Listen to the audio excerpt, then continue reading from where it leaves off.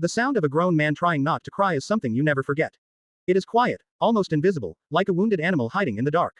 And that was the first thing Marcus Ellington heard when he stepped into his own store at 6 in the morning, the broken, trembling breath of someone who had run out of strength.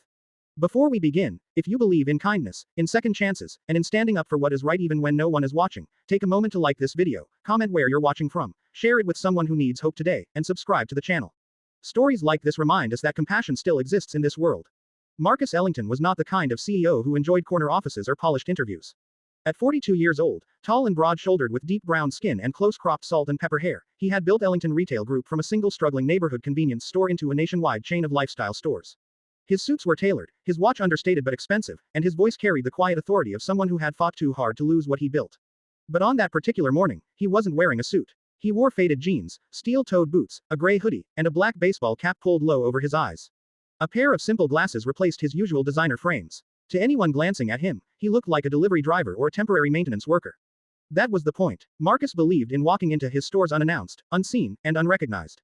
He had grown up watching his mother scrub floors in buildings owned by men who never bothered to learn her name. He promised himself that if he ever made it to the top, he would never become invisible to the people at the bottom. The store he entered that morning was one of his oldest locations, situated in a working-class neighborhood that mirrored the streets where he had grown up. It had recently been flagged for declining performance and increased staff turnover. Complaints had been vague. Morale issues, minor policy violations, customer dissatisfaction. Nothing explosive, nothing concrete. But Marcus had learned that the most dangerous problems are the quiet ones. He stepped through the back entrance using his executive keycard and paused. The fluorescent lights flickered softly overhead. The scent of cleaning solution lingered in the air. And that was when he heard it. The soft, broken sob. It came from the end of the hallway near the supply closet. Marcus moved slowly, his footsteps muted against the tile. He rounded the corner and saw him. The janitor. The man's name tag read, Henry. He looked to be in his late 50s, though hardship had carved deeper lines into his dark skin. His shoulders were slumped forward, his gray work uniform slightly too large for his thin frame. A mop bucket stood beside him, water still, untouched. He sat on an overturned crate, his large hands covering his face, his body shaking with silent grief. For a moment, Marcus did not speak. He simply watched. There was something about the way Henry cried, not loudly, not angrily, but like someone who had been holding the weight of the world alone for far too long. Marcus cleared his throat gently and asked if everything was okay, keeping his voice neutral, casual. Henry startled, quickly wiping his face with the sleeve of his uniform. He muttered that he was fine. Just allergies. Just tired. Just nothing. Marcus had heard those words before. They were the armor of the proud and the desperate. He crouched down beside Henry instead of standing over him. He told him he was new, just helping out with inventory, and asked how long he had been working there. 8 years, Henry replied quietly, eyes fixed on the floor. 8 years. Long enough to give loyalty. Long enough to deserve dignity. Marcus asked what happened. At first, Henry hesitated. Years of keeping quiet had trained him well. But pain has a breaking point. And that morning, Henry reached his. He explained that the new store manager, a man in his early 30s named Derek Lawson, had been making his life miserable for months. Cutting his hours without explanation. Accusing him of working too slowly. Publicly humiliating him in front of younger employees. Assigning him the dirtiest tasks and threatening to replace him with someone younger and faster. Henry swallowed hard and confessed the real reason he had been crying. His wife had been diagnosed with early-stage kidney failure. The medical bills were stacking up. He needed every hour he could get. But Derek had just informed him that his position might be outsourced to a cleaning company to cut costs. Effective next week. 8 years of loyalty, erased by a spreadsheet. Marcus felt a slow burn in his chest. Not just anger. Something deeper. Disappointment. He asked if Henry had reported the issue to corporate. Henry gave a small, almost embarrassed smile. He said men like him didn't get meetings with corporate. Men like him were replaceable. Marcus stood up slowly, adjusting his cap. Replaceable. The word echoed in his mind like an insult. He thanked Henry for telling him and said he hoped things would work out.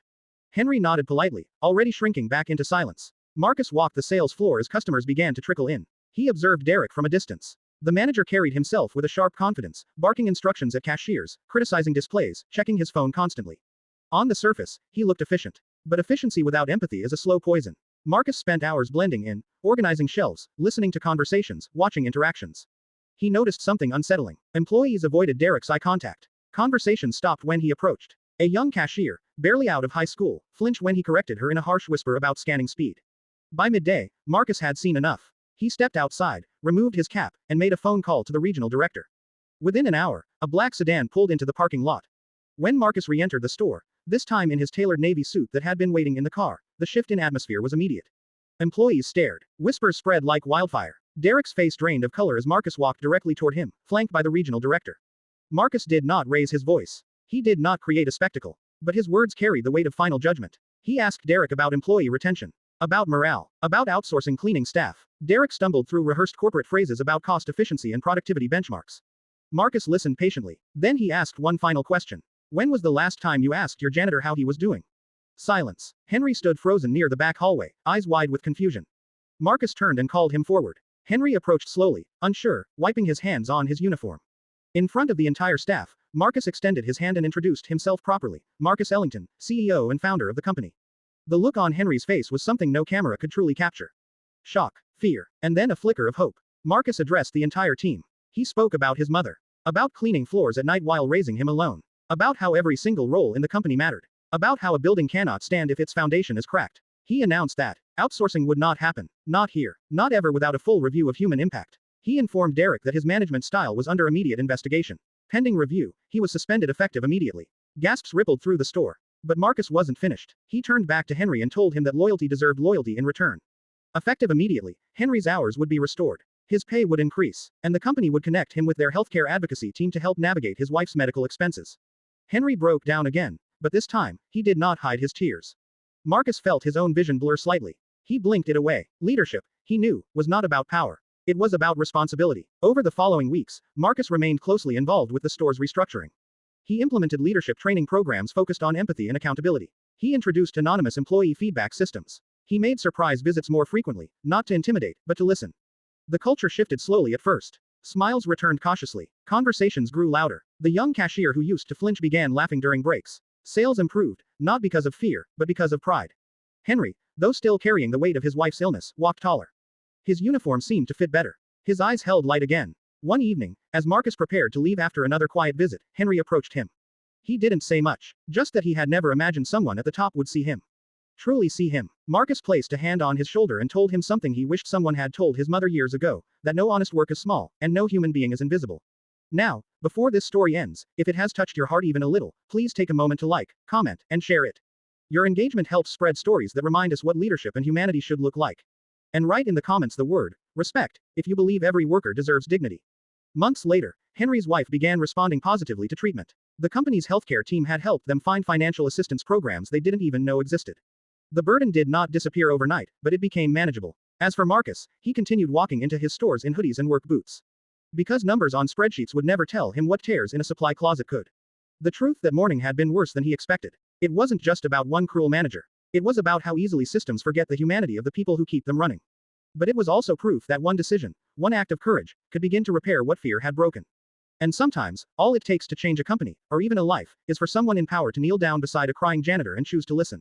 If this story moved you, don't scroll away silently. Engage with it, share it, let it remind someone that they are not invisible. Because kindness is not weakness. It is leadership in its purest form. And somewhere, in a quiet hallway before sunrise, a man who once felt replaceable now knows he matters.